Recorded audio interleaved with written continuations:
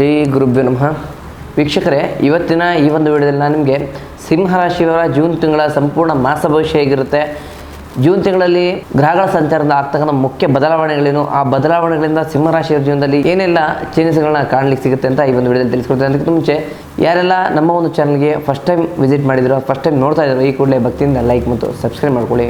ಮೊದಲನೇದಾಗಿ ಗ್ರಹಗಳ ಸಂಚಾರ ಬಗ್ಗೆ ನೋಡೋದಾದರೆ, ಗುರುವು ನಿಮ್ಮ ರಾಶಿಯ 10ನೇ ಮನೆಯಲ್ಲಿ ಸಂಚಾರ ಮಾಡ್ತಿರೋದ್ರಿಂದ ವೃತ್ತಿ ಜೀವನದಲ್ಲಿ ಸ್ಥಿರತೆಯನ್ನು ಕಾಣ್ಬೋದಾಗುತ್ತೆ. ಹಿರಿಯ ಅಧಿಕಾರಿಗಳಿಂದ ಮೆಚ್ಚುಗೆ ಸಿಗುತ್ತೆ. ನಿಮ್ಮ ಜಾತಕದಲ್ಲಿ ಶನಿಯು ಸಪ್ತಮ ಅಂದರೆ 7ನೇ ಮನೆಯಲ್ಲಿ ಸಂಚಾರ ಮಾಡ್ತಿರೋದ್ರಿಂದ ನಿಮ್ಮ ಸಂಗಾತಿ ಜೊತೆಗೆ ಅಥವಾ ನಿಮ್ಮ ಮನೆಯ ಹೆಣ್ಣು ಮಕ್ಕಳ ಜೊತೆಗೆ ಭಿನ್ನಾಭಿಪ್ರಾಯಗಳು ಮೂಡಬಹುದು. 8ನೇ ಮನೆಯಲ್ಲಿ ರಾಹು ಇರೋದ್ರಿಂದ ಅನಿರೀಕ್ಷಿತ ಖರ್ಚುಗಳು ಬರಬಹುದು. 2ನೇ ಮನೆಯಲ್ಲಿ ಇರ್ತಕ್ಕಂಥ ಕೇತುವಿನಿಂದ ಕುಟುಂಬದಲ್ಲಿ ನೀವು ಯಾರೊಟ್ಟಿಗೆ ಮಾತಾಡಬೇಕಾದ್ರೂ ಕೂಡ ಸಂಯಮತೆಯಿಂದ ತಾಳ್ಮೆಯಿಂದ ಮಾತಾಡಬೇಕಾಗತ್ತೆ. ಇನ್ನು ಆರ್ಥಿಕ ಪರಿಸ್ಥಿತಿ ಬಗ್ಗೆ ನೋಡೋದಾದರೆ, ಹಣದ ಒಳಹರಿವು ಸಾಧಾರಣವಾಗಿರುತ್ತೆ. ಲಾಟ್ರಿ ಮತ್ತು ಶಾರ್ಟ್ ಟರ್ಮಲ್ಲಿ ಹಣ ಸಂಪಾದನೆ ಮಾಡಬೇಕು ಅನ್ನೋ ಒಂದು ಜೂಜಿನ ವಿಚಾರಕ್ಕೆ ಯಾವುದೇ ಕಾರಣಕ್ಕೂ ಕೈ ಹಾಕಿ ಕೈ ಸುಟ್ಕೊಳ್ಳೋಕೆ ಹೋಗಬೇಡಿ. ಆದಷ್ಟು ಉಳಿತಾಯದ ಕಡೆ ಗಮನವನ್ನು ಹರಿಸಬೇಕಾಗತ್ತೆ. ಯಾಕಂದರೆ ಈ ಬರ್ತಕ್ಕಂಥ ತಿಂಗಳ ದ್ವಿತೀಯಾರ್ಧದಲ್ಲಿ ನಿಮಗೆ ಹೆಚ್ಚಿನ ಖರ್ಚುಗಳು ಬರುವಂಥ ಸಾಧ್ಯತೆ ಇದೆ. ಇನ್ನು ವೃತ್ತಿ ಮತ್ತು ಉದ್ಯೋಗದ ವಿಚಾರವಾಗಿ ನೋಡೋದಾದರೆ, ಉದ್ಯೋಗಸ್ಥರಿಗೆ ಹೊಸ ಕೆಲಸದ ಆಫರ್ಗಳು ಬರಬಹುದು. ನಿಮ್ಮ ನಾಯಕತ್ವ ಗುಣಕ್ಕೆ ಉತ್ತಮ ವೇದಿಕೆ ಸಿಗುತ್ತೆ. ರಾಜಕೀಯ ಮತ್ತು ಆಡಳಿತ ರಂಗದಲ್ಲಿ ಇರ್ತಕ್ಕಂಥ ವ್ಯಕ್ತಿಗಳಿಗೆ ಹೆಚ್ಚಿನ ಲಾಭ ಸಿಗ್ತದೆ. ವ್ಯಾಪಾರದಲ್ಲಿ ಲಾಭ ಸಾಧಾರಣವಾಗಿದ್ದರೂ ಕೂಡ ಪಾರ್ಟ್ನರ್ಶಿಪ್ ಹೊಸದಾಗಿ ಏನಾದರೂ ಮಾಡಬೇಕು ಅಂದ್ಕೊಂಡಿದ್ದೆ ಸ್ವಲ್ಪ 100 ಬಾರಿ ಯೋಚನೆ ಮಾಡೋದು ತುಂಬ ಮುಖ್ಯ ಆಗುತ್ತೆ. ಸರ್ಕಾರಿ ಕೆಲಸ ಕಾಂಟ್ಯಾಕ್ಟ್ ಮಾಡ್ತಾ ಇದೆ ಯಾರು ವ್ಯಕ್ತಿಗಳಿದ್ದರೆ ಅವ್ರಿಗೆ ಆ ಕಾಂಟ್ಯಾಕ್ಟು ಸಿಗುತ್ತೆ. ಇನ್ನು ಪ್ರೀತಿ ಮತ್ತು ಕುಟುಂಬದ ಬಗ್ಗೆ ನೋಡೋದಾದರೆ, ಮಕ್ಕಳ ಶಿಕ್ಷಣ ಮತ್ತು ಭವಿಷ್ಯದ ಬಗ್ಗೆ ಚಿಂತೆ ಕಾಡಬಹುದು. ಕುಟುಂಬದ ಹಿರಿಯರ ಆರೋಗ್ಯ ಸುಧಾರಿಸುತ್ತೆ. ಇನ್ನು ಪ್ರೇಮಿಗಳಿಗೆ ಈ ತಿಂಗಳು ಸ್ವಲ್ಪ ಸವನ ತಿಂಗಳು ಅಂತಲೇ ಹೇಳ್ಬೋದಾಗುತ್ತೆ. ಪರಸ್ಪರ ಸಂಶಯ ಪಡೆದೇ ಮುಕ್ತವಾಗಿ ಮಾತನಾಡಿ. ದಾಂಪತ್ಯದಲ್ಲಿ ಶನಿಯ ಪ್ರಭಾವ ಇದ್ದರೆ ಸ್ವಲ್ಪ ಸಣ್ಣ ವೈಮನಸ್ಸು ಬರಬಹುದು.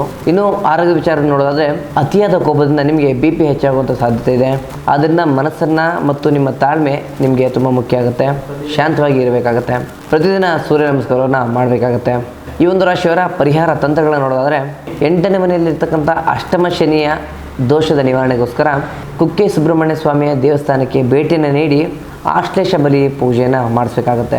ಶಕ್ತಿಯ ಆರಾಧನೆಯಿಂದ ನಿಮ್ಮ ಆತ್ಮಸ್ಥೈರ್ಯ ಹೆಚ್ಚಾಗಲು ಶಕ್ತಿಪೀಠಗಳಾದಂತಹ ಸೌದತ್ತಿ ಯಲ್ಲಮ್ಮ ದೇವಿ ಅಥವಾ ಮೈಸೂರಿನ ಚಾಮುಂಡೇಶ್ವರಿ ದೇವಸ್ಥಾನಕ್ಕೆ, ಚಾಮುಂಡಿ ಬೆಟ್ಟಕ್ಕೆ ನೀವು ಭೇಟಿಯನ್ನು ನೀಡಬೇಕಾಗುತ್ತೆ.